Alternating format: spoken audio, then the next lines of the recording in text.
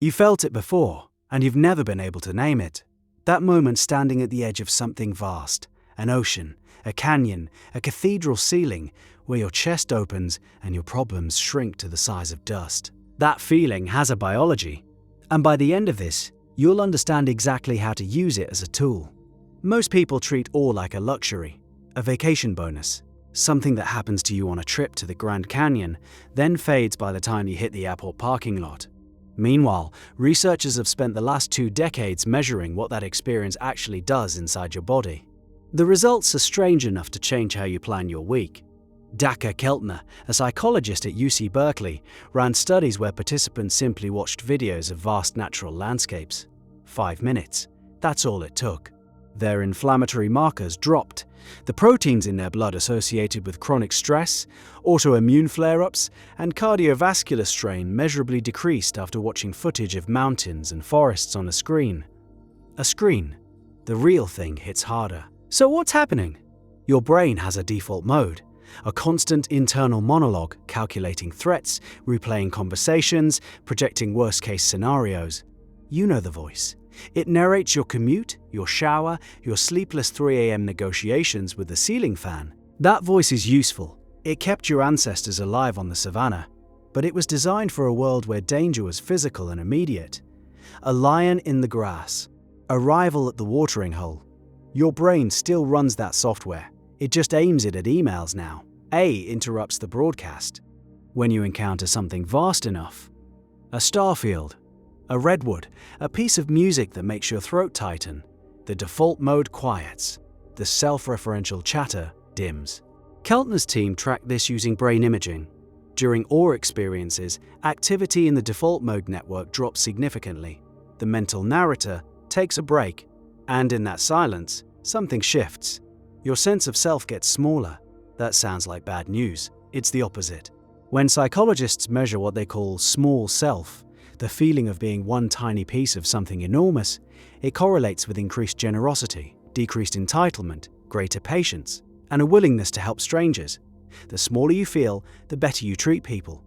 There's an irony buried in there worth sitting with. Think about the last time you felt truly petty, truly stuck in a loop of irritation over something that, in retrospect, was small. A coworker's tone, a parking spot, a text that was 2 words shorter than it should have been. Your world had contracted to the size of your own grievance. Awe is the antidote to that contraction.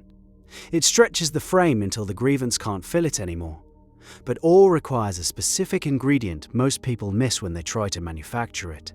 Vastness alone isn't enough. You can stare at the ocean and feel nothing if you're scrolling your phone at the same time. The ingredient is what researchers call a need for accommodation. The sense that what you're perceiving doesn't fit into your existing mental framework. Your brain has to stretch to contain it. That stretch is the active ingredient. This is why a sunset you photographed 100 times stops producing awe, but a sunset in an unfamiliar landscape still can. Novelty forces accommodation. Your categories don't have a slot for this yet, so the brain has to build one. That construction process, that brief moment of cognitive rebuilding, is where the therapeutic effect lives. And the effect is therapeutic. A study published in the journal Emotion tracked participants who took weekly 15-minute awe walks for 8 weeks. The instruction was simple: go somewhere that feels vast and pay attention. The control group took walks of the same length and frequency, just without the awe framing. Both groups got exercise, fresh air, sunlight. But the awe walkers showed measurably greater reductions in daily stress and greater increases in positive emotions. They also smiled more in the selfies researchers asked them to take at the end of each walk.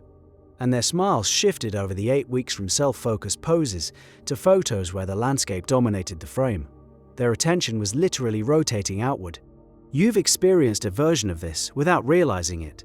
You've walked into a building, a cathedral, a museum, an old library, and felt the ceiling pull something upward inside your chest. That upward pull has a name in architecture: sacred geometry, vertical emphasis, soaring proportions. These design choices aren't aesthetic accidents, they're awe technology. Builders figured out the formula centuries before psychologists gave it a name. The Gothic architects of the 12th century were engineering specific emotional states using stone and light. The science just caught up, Music does the same thing through a different door. When a piece of music gives you chills, actual physical goosebumps, that's a measurable autonomic response. Your skin conductance changes, your heart rate shifts. Researchers at USC found that musical chills activate reward pathways in the brain, but they also trigger something unusual, a brief dissolution of the boundary between self and environment. For a few seconds, the edge of you blurs. The music isn't something you're hearing, it becomes something you're inside of. That dissolution is the thread connecting all awe experiences. Nature, art, music, spiritual practice, even certain mathematical proofs, they share a common mechanism. They temporarily dissolve the rigid boundary of self, and that boundary, it turns out, is expensive to maintain. It takes constant cognitive energy to hold the walls of your identity in place, to keep the narrator running, to defend the story of who you are against every small contradiction the day throws at you. A gives that system a rest, like setting down a weight you forgot you were carrying. Here's where a skeptic would push back. Fine, all feels nice, but feelings fade. What's the lasting value? Fair question. The answer lives in what psychologists call trait awe versus state awe. State awe is the moment, the sunset, the symphony, the cliff edge. It fades. Trait awe is different. People who experience awe regularly develop measurable personality shifts over time. Higher openness to experience, greater comfort with uncertainty, increased tendency toward what researchers call pro-social behavior, sharing, cooperating, yielding. These changes persist between awe episodes. They accumulate, the moments pass, but they leave residue. This is why the architecture of your week matters more than you think. You can design awe into your routine the same way you design exercise or sleep. The research suggests the threshold is lower than you'd expect. You don't need the Grand Canyon every Tuesday. You need a pattern interrupt, something vast enough to trigger accommodation. A different route through a part of your city you've never walked. A piece of music you've never heard in a genre you'd normally skip. A night sky, if you can find one dark enough. Even a microscope works. Vastness scales in both directions.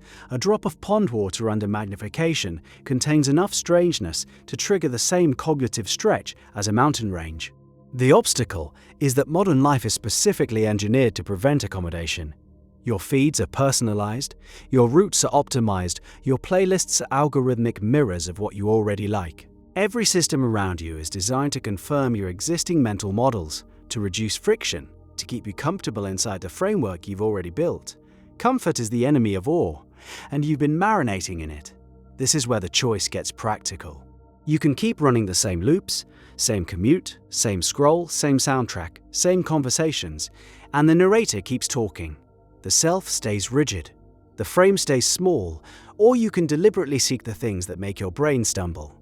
The things too large, too strange, too beautiful to fit inside your current categories. You've watched a friend come back from a long trip and noticed something different about them. Calmer, less reactive, more generous with their attention. You assumed it was rest. It was probably awe. Weeks of unfamiliar landscapes forcing their brain to rebuild its framework over and over until the walls of self got thinner, more flexible, less defended. You can get that without the plane ticket, but you have to want the stretch more than you want the comfort. The Grand Canyon is optional. The willingness to feel small is the price of admission. Your narrator is already talking again. It started sometime in the last 30 seconds, evaluating, categorizing, filing this away as interesting so it doesn't have to change anything. That voice will keep running until something interrupts it. Tonight, go find something too big to understand. Stand in front of it, let your categories fail.